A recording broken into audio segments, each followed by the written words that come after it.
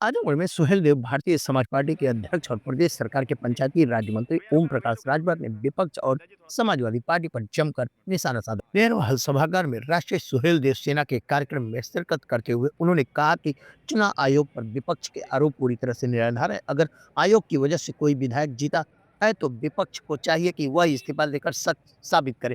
उन्होंने पूजा पाठ प्रकरण का भी जिक्र किया और कहा कि योगी सरकार उनके पति के हत्यारों को सजा मिली है, जबकि सपा सरकार में उसी आरोपी को एमएलसी बना दिया गया था। यही सच सपा को नागवार गुजर रहा है। ओपी राजभर ने सपा अध्यक्ष अखिलेश यादव पर भी सीधा हमला बोला। उन्होंने कहा कि अखिलेश न तो रोहिंग्या आयोग और न ही सामाजिक न्याय समिति की रिपोर्ट पर सदन में चर्चा करते हैं। सपा सरकार ने पिछड़े वर्ग के युवाओं के लिए आईएएस पीसीएस कोचिंग तक नहीं खोला और न ही गरीबों के उत्थान के लिए कोई ठोस पहल की। वहीं उन्होंने एनडीए सरकार की उपलब्धियों गिनाते हुए कहा कि प्रदेश के 18 मंडलों गरीब बच्चों के लिए अटल आवासीय योजना विद्यालय खोले गए।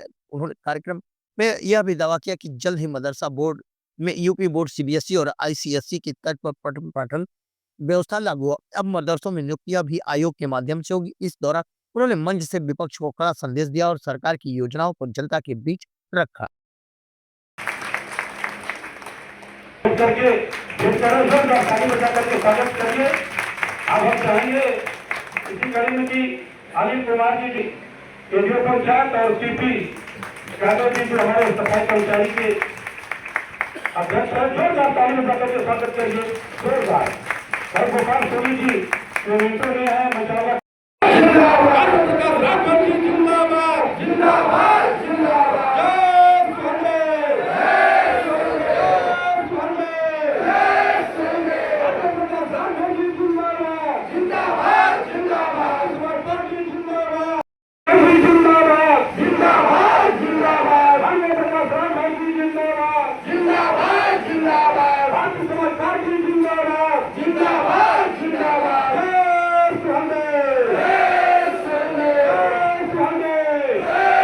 देखिए, इस समय सोशल मीडिया का जमाना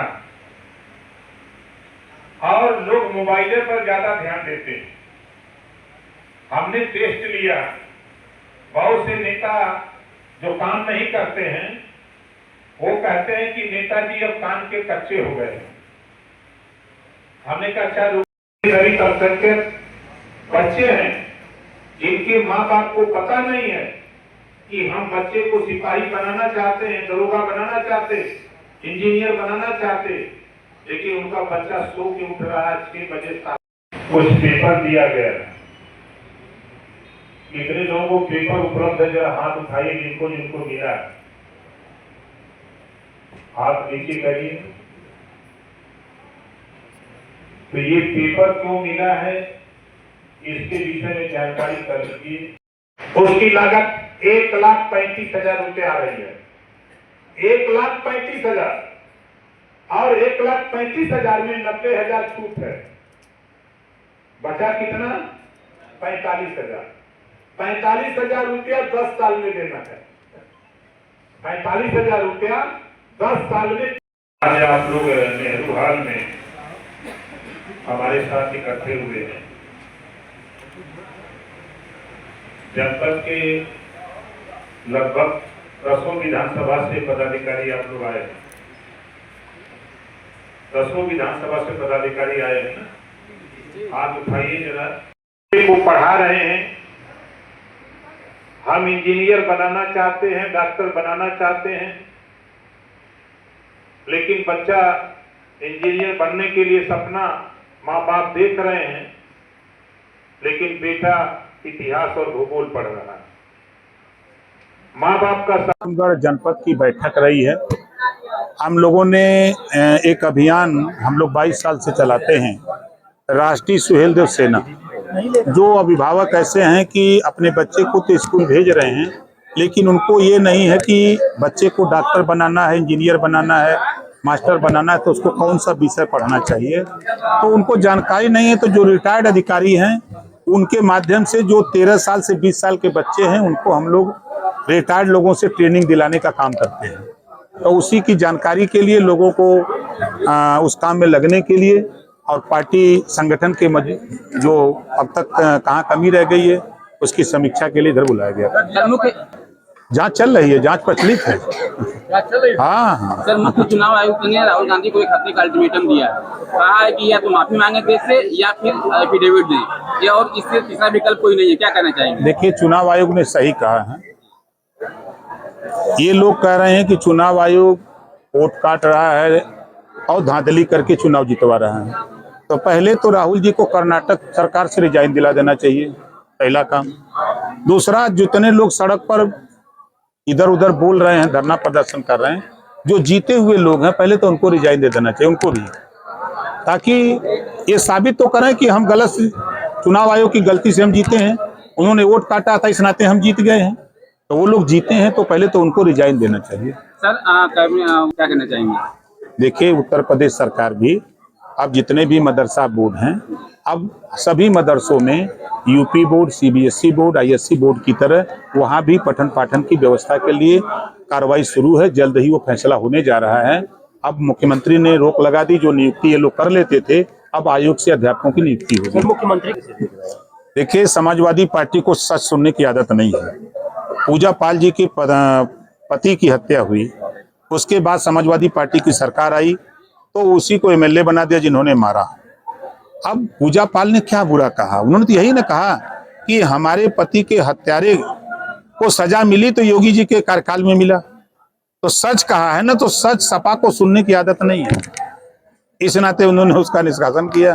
आज सदन में क्या अखिलेश यादव जी कभी पिछड़ों के विषय में बोलते हैं, कभी उनकी जबान पर रोहिणी आयोग की बात आई, कभी सामाजिक न्याय समिति की रिपोर्ट जो 7, 9, 11 बांट करके देने की है, एक भी समाजवादी पार्टी का नाम बताइए। सदन चला इतने दिन, कोई बोला हुआ?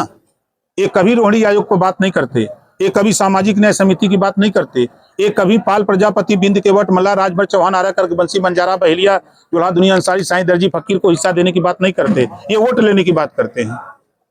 खाली वोट चाहिए इनको, और कुछ नहीं चाहिए। मंत्री जी, तो सरकार तो थी 5 साल, माननीय अखिलेश यादव जी मुख्यमंत्री थे। अगर एक नजर से देखे होते तब कम से कम उनके साथ मुसलमान 20% वोट दिया, तो कम से कम 2.5 साल के बाद मुसलमानों को मुख्यमंत्री बना दिए होते। तब तो हम मानते कि एक नजर से देख रहे हो। आपने अपनी सरकार में किसको पूछा? आपने प्रमोशन में आरक्षण खत्म करके SC ST के साथ 2 लाख लोगों का जो नौकरी से निकाल दिया। प्रमोशन में आरक्षण खत्म करके जो बाबा साहब डॉक्टर अम्बेडकर जी के नाम पर बने हुए योजनाएं थी गरीबों के विकास के लिए, उसको खत्म किसने किया? समाजवादी पार्टी ने खत्म किया।